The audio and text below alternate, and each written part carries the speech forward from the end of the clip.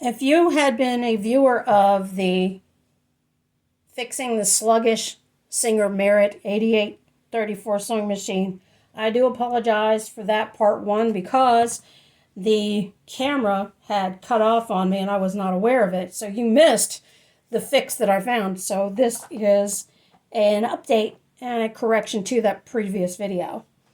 Trying to put the gear grease into the gear underneath this attachment inside the top of the machine, I loosened this screw in the top to try to pull this piece out, and it would not come out.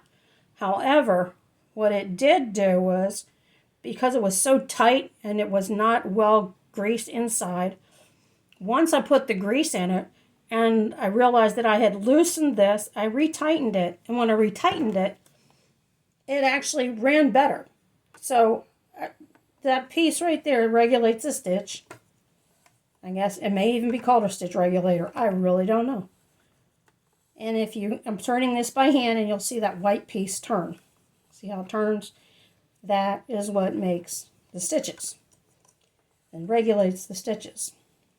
So, with that being said, once I had put the gear grease on it and returned this screw in, it's a regular flathead screwdriver you need for this, and I turned it back, well, I found out that it corrected my sluggish problem between the two, between adding the gear grease and actually adjusting this back, just not as tight, because it was really, really tight. I don't know if it's supposed to be like that, but it was very tight, and now I have a smooth running machine.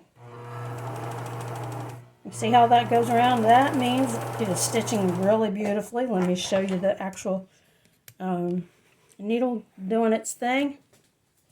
Hit that foot pedal and she works like a charm. So that's how I corrected my sluggishness of this Singer Merritt 8834.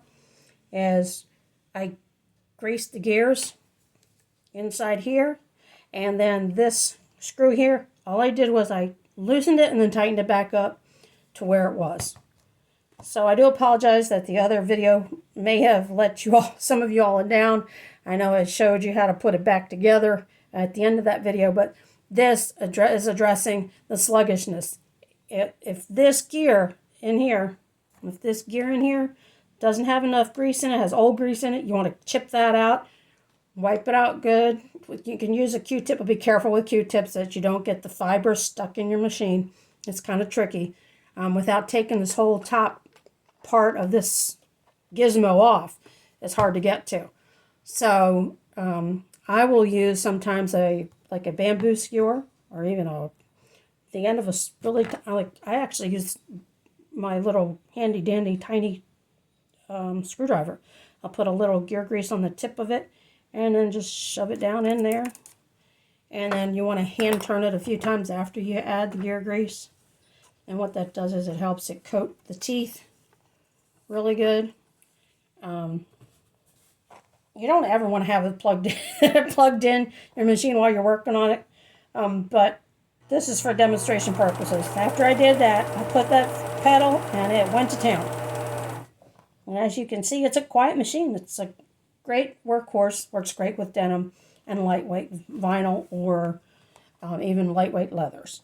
So if you see one of these Singer Merritts, there's 8837 and 8834. This is the 8834. They're both great models. Or actually, sorry, 8734 is the one that has the exact same manual as this. I got the manual for this machine online free at manuallib.com.